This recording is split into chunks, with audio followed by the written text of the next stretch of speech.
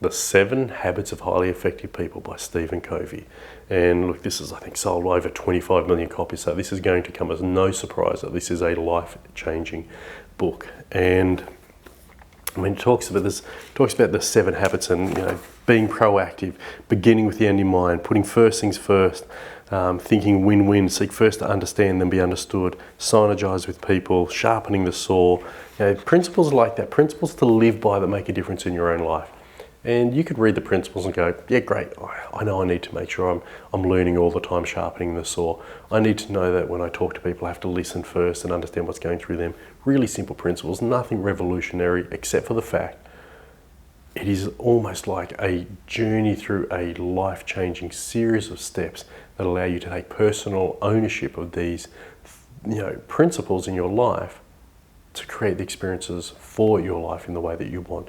But it's not only the 7 principles, in fact, it's the stories in there that are so life-changing for me. And while I loved the book, and I found it a challenging read when I first began reading it, but then it just impacted me so profoundly. And I want to share very quickly I'm going to share two of the great stories in here that made such a profound impact on me. And the first is, he talks about, in one situation, he has a friend come to him and says, and he's talking about this in the book, he says, Stephen, I'm not in love with my wife anymore.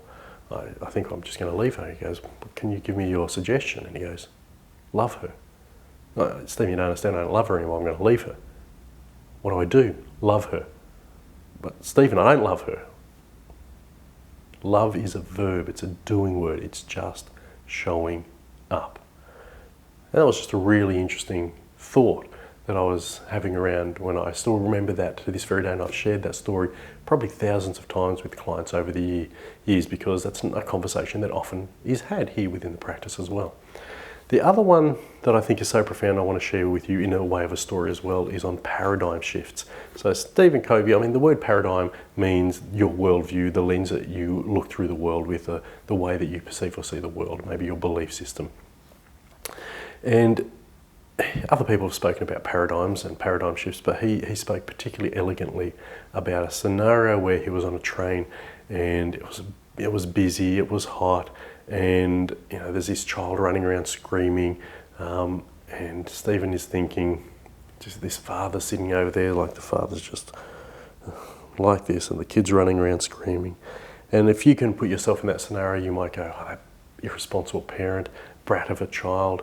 It's easy to judge people and judge their personal circumstances and their situations and draw a conclusion from what you see, not necessarily what you don't see and what you don't know. And this is why this book was so profound for me. Amongst all the principles was this idea of a paradigm shift. And so Stephen walks up to the father and he says, look, sir, I don't know if you know that your child is causing a lot of disturbance. He's very noisy. He's and there's a lot. It's hot. It's busy in here, and it's causing some people upset. And he goes, oh, son, come over here, come back. And he puts him on his lap and he goes, oh, my apologies. We've just come from the hospital, and my wife's died. His mother's died, and I don't think he knows how to deal with it, and I don't think I know how to process it. So please forgive me. And when I read that story, and Stephen spoke of himself then having a paradigm shift, meaning a new worldview with new information.